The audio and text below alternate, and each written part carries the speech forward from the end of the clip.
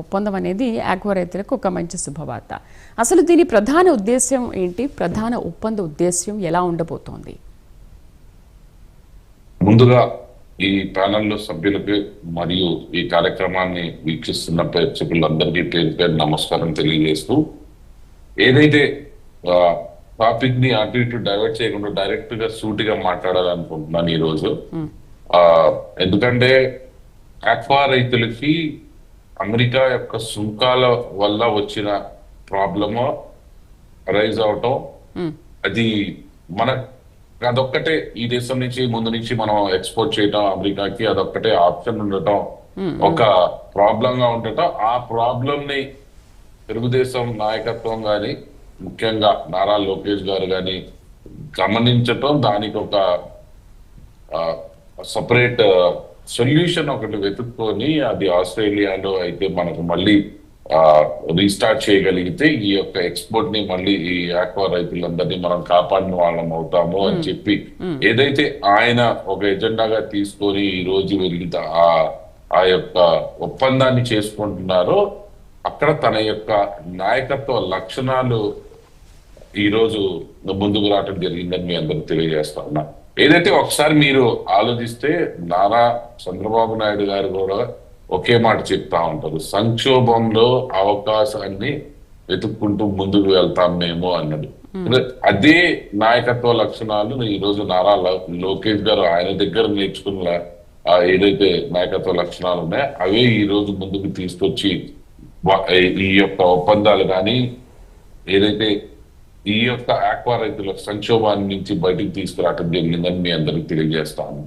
కాబట్టి ఒకటే ప్రభుత్వం నుంచి ముందు నుంచి మేము చెప్తానే ఉన్నాం, ప్రతి దాంట్లో కూడా మేము ప్రజల కోసం పనిచేసే ప్రభుత్వం, ప్రజలు తెచ్చిన ప్రభుత్వం, ప్రజల కోసం పనిచేసే ప్రభుత్వం. కాబట్టి ఈ రోజు మీరు గత 16 నెలలుగా కూడా చూసుకుంటే ప్రతి సమస్యని పాయింట్ టు పాయింట్ తెలుసుకొని దాని యొక్క సొల్యూషన్ ని ముందుకు తీసుకురావటం జరిగింది. అలాగే ఈ యొక్క ఆస్ట్రేలియా యొక్క విజిట్ ని కూడా మీరు ఒకసారి సూక్ష్మంగా గమనిస్తే గనక రేపు జరిగే సిఐఐ సమ్మిట్ కి వాళ్ళని ఆహ్వానించడం కానీ, అలాగే రానున్న రోజుల్లో మన దేశంలో ముఖ్యంగా విశాఖపట్నాన్ని ఒక డేటా హబ్ గా మనం తీర్చిదిద్దడానికి అక్కడ వచ్చే ఇన్ఫ్రాస్ట్రక్చర్ ని కానీ, లేకపోతే అక్కడ వచ్చే కంపెనీల ద్వారా ఈ యొక్క ఆస్ట్రేలియాలో ఉన్న అనేక మంది ఎంటర్ప్రీనియర్స్ ని మనం ఎలా ఆకర్షించాలనే దాని మీద సాగింది.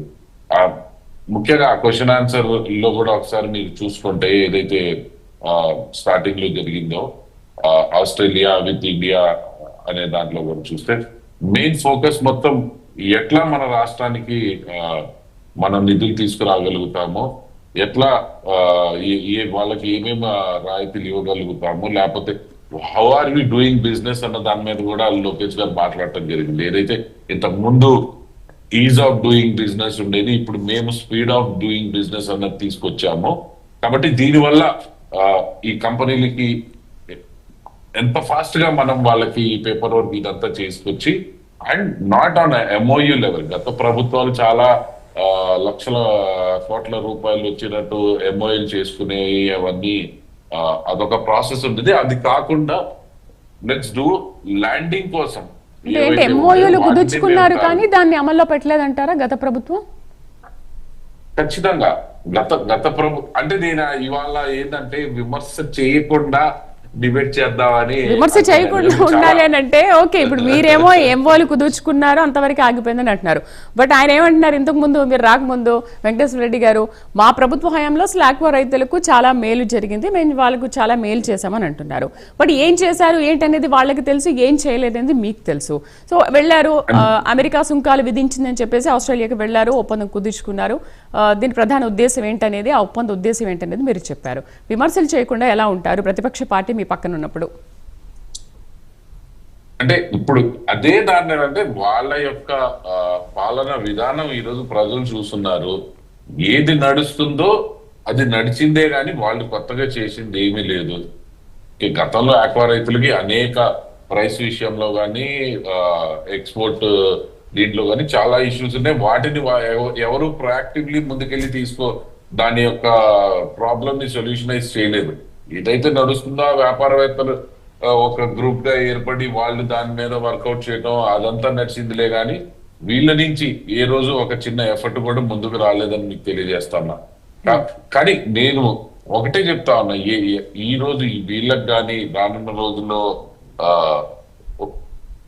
కానీ ఎవరైతే పబ్లిక్ మీద ఫోకస్ పెట్టి ప్రతి ప్రాబ్లం ని సూక్ష్మంగా గమనించి గనక మనం కొంత ఎఫర్ట్ పెట్టగలిగితే ఆటోమేటిక్ గా దాని ప్రతి ప్రాబ్లం కో సొల్యూషన్ వచ్చిందని ఈ రోజు అందరికి తెలిసి వచ్చింది. ఎందుకంటే ఈ రోజు నారా లోకేష్ గారు కూడా మీరు ఒకసారి చూసుకుంటే ఆయన యొక్క ట్రిప్ గురించి కూడా లాంగ్ వీకెండ్ మనకి యాక్చువల్ గా చూసుకుంటే ఆఫీసెస్ కూడా లాంగ్ వీకెండ్, ఇటువంటి టైం ని ప్రొడక్టివ్ గా యూజ్ చేయాలి, ఎటు ఇక్కడ మనకు చేయడానికి స్టేట్ లో కూడా ఆయన ప్లాన్ చేసుకున్న విధానం ఈ టూర్ ని కూడా ఒకసారి చూసుకుంటే రైట్. సో ఆ ప్రొడక్టివిటీ ఉండాలి తనలో అని చెప్పి వెళ్ళటం, అక్కడ మాట్లాడటం, ఇంకా చాలా రాబోతున్నాయి. యాక్చువల్ గా ఆయన యొక్క థాట్ ప్రాసెస్ మీరు ఒకసారి గమనిస్తే గనక the way he's moving forward అన్నది చాలా డిఫరెంట్ గా ఉంది. ఎందుకంటే కంపెనీస్ తో మాట్లాడటం కానీ 3 days లో మనం చేసిస్తాం అన్న దాన్ని కానీ అని, కాబట్టి కానీ ఒక మంచి ఉద్దేశంతో ఏదైతే ఆయన చేశారు ఈ రోజు ఆక్వా రైతులకి, ఇది కేవలం ఆంధ్ర రాష్ట్రానికి కాదు, యావత్ భారతదేశంలో ఎవరు స్ట్రీట్ బిజినెస్ చేసినా వాళ్ళందరికీ ఇది ఎఫెక్ట్ అయింది. కాబట్టి ఒక నాయకుడు ఇండియా ఫస్ట్ అన్న దాన్ని ముందు పెట్టి ఆయన వెళ్ళటం చేయటం, అది ఈ రోజు యావత్ దేశానికి ఉపయోగపడటం అన్నది చాలా మంచి పరిణామం. ఇటువంటివి మరింత జరగాలని ఆయన నాయకత్వంలో మేము అందరం కోరుకుంటున్నాము. ఆయనకున్న ఆ స్ఫూర్తితో 100% ఇటువంటి చాలా జరగబోతున్నాయి. ఇప్పుడు ఈ టూర్ ఎండ్ అయిన తర్వాత వచ్చే ఆ ఫైనల్ సమ్మరీలోనే ఇంకా చాలా ఉండబోతున్నాయని మేము ఆశిస్తున్నాం. రైట్, మనతో పాటు చంద్రశేఖర్ గారు, జనసేన ఇన్ఛార్జ్ పుట్టపర్తి. నమస్తే చంద్రశేఖర్ గారు.